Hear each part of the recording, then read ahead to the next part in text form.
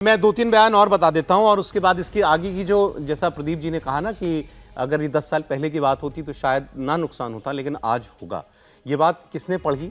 ये बात प्रधानमंत्री नरेंद्र मोदी ने देख ली।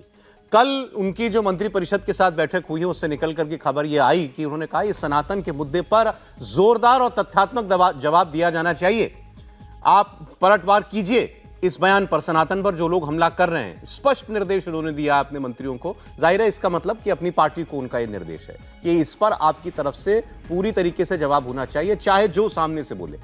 और उसका असर क्या हुआ कि अब बड़े बड़े मंत्री जो हैं वो खुलकर बोलने लगे हैं। मैं दो उदाहरण आपको दिखाता हूं। स्मृति ईरानी, जब प्रधानमंत्री की बात हुई उसके बाद जब शाम में, अब जन्माष्टमी है आज, और उसके बाद इस्कॉन टेम्पल गई, इस्कॉन मंदिर गई स्मृति ईरानी, वहां वो क्या बोली आप देखिए। और गजेंद्र सिंह शेखावत राजस्थान में एक सभा में बोल रहे थे, उनके तो तेवर ही अलग थे, वो भी मैं आपको दिखाऊंगा। स्मृति ईरानी की बात पहले सुनिए आप।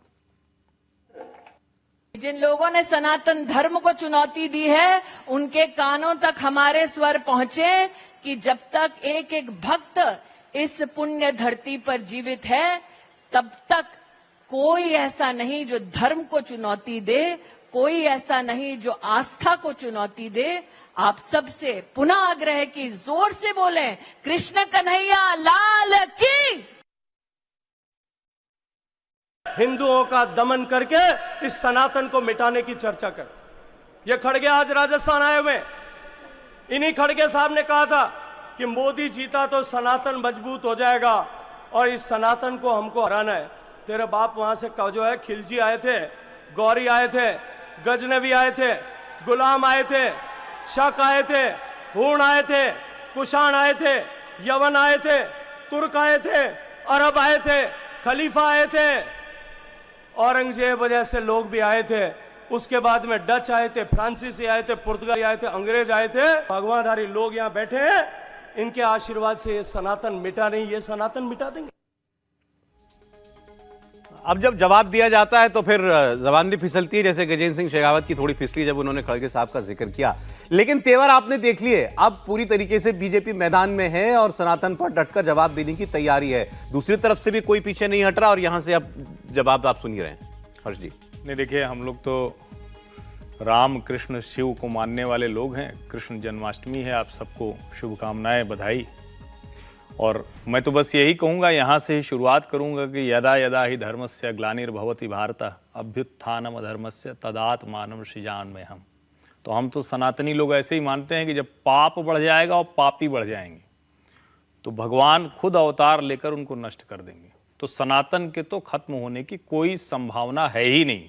मतलब ये जिसको अंग्रेजी में कहते हैं ना, क्वेश्चन डज नॉट अराइज, उसके आगे की बात है। क्या सचमुच इस गठजोड़ को अब लग रहा है कि इस देश में हिंदू पहचान के तौर पर, विचार के तौर पर एक हो चुका है? क्या इनको सचमुच ये लग रहा है कि इनकी राजनीति का कोई भी दांव अब चलने वाला नहीं है, इसलिए हाथ पैर मस्तिष्क पेट सब अलग अलग काट के बांटने की कोशिश करो? क्या इनको लगता है कि जाति विभाजन के लिए अब और कोई तरीका नहीं बचा है, इनके सारे अस्त्र शस्त्र फेल हो गए हैं? और सचमुच ये बड़ी चिंता की बात है। चिंता की बात इसलिए नहीं है कि राजनीतिक दल हार जाएंगे या इनको कहां सीट मिलेगी, 39 सीट के चक्कर में 390 सीट खत्म। असली चिंता की बात यह है कि आज के समय में जब 75 वर्ष के संविधान के बाद हम इन नेताओं को देखते हैं तो लगता है कि क्या इन्होंने सचमुच बाबा साहब अंबेडकर के एक भी, जितने अनुच्छेद, जितने उसमें क्लॉज, सब क्लॉज, उसको एक को भी इन्होंने सम्मान दिया कभी? ये निरंतर संविधान को अपमानित कर रहे हैं। सनातन तो समझना इनके वश की बात नहीं है। और दुर्भाग्य से इस राजनीति को देश की सबसे बड़ी पार्टी रही, सबसे पुरानी पार्टी रही कांग्रेस पार्टी ने खतरे को देखते हुए उसको, जिसको कहते हैं ना, प्रतिकार नहीं किया। ये तमिलनाडु से गायब हो गई कांग्रेस पार्टी। हिंदू हिंदी विरोध होता रहा, दक्षिण उत्तर विरोध होता रहा। उसके बाद इनकी पार्टी के नेता कह रहे हैं कि सनातन मजबूत हो जाएगा, इनकी पार्टी के नेता कह रहे हैं कि हिंदू गंदा शब्द है।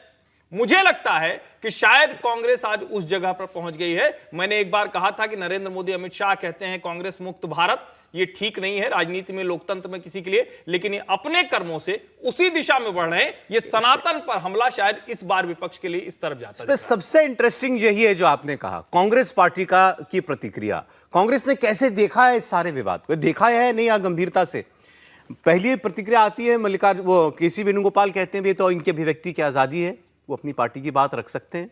मल्लिकार्जुन खड़गे के बेटे कर्नाटक के मंत्री लगभग सहमति दे देते हैं, हाँ ठीक है, जो सम्मान नहीं देता, धर्म बराबरी की बात नहीं करता, वो तो बीमारी ही है।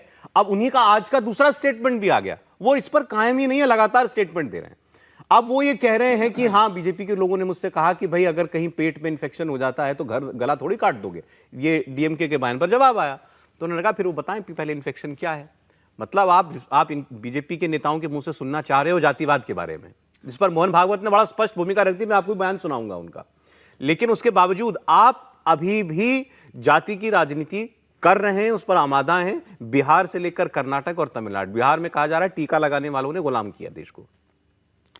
ये पूरा खेल ही पॉलिटिकल है। मैं इसको कोई धर्म से जोड़ के नहीं देख रहा कि कोई धर्म के बड़े विद्वान लोग जो है ना आपस में किसी धर्म की चर्चा कर रहे हो कि सनातन धर्म खराब है या इस्लाम खराब है या क्रिश्चियनिटी खराब है। सिर्फ राजनीति, ये तो सिर्फ राजनीति हो रही है। डीएमके जो है वो अपनी राजनीति का फायदा वहां पर उठाना चाहता है, क्योंकि उसकी कोर कॉन्स्टिट्यूंसी वही है जो सनातन के खिलाफ खड़ी होती है। हालांकि इससे कंट्रास्ट है कि तमिलनाडु हिंदुस्तान का वो स्टेट है जहां पर सबसे ज्यादा मंदिर है, 75,000 मंदिर हैं, और जितने भव्य मंदिर हैं ना वो सब तमिलनाडु में है। तो केवल डीएमके तो समझे सर, कांग्रेस को क्या हुआ? हाँ, मैं बात कर रहा हूँ कि डीएमके की बात तो समझ में आती है कि उनका क्या है, लेकिन इसका नुकसान किसको होगा? इसका नुकसान कांग्रेस और जो इंडिया गठबंधन के जो और दल हैं, जो खासतौर से उत्तर भारत में जो लड़ाई लड़ रहे हैं, जिनका कोर कॉन्स्टिट्यूंसी डीएमके की तरह से नहीं है, उन सबको नुकसान होगा। क्योंकि जब भी चुप रहेंगे, चुप रहने वाला भी अपराधी होता है,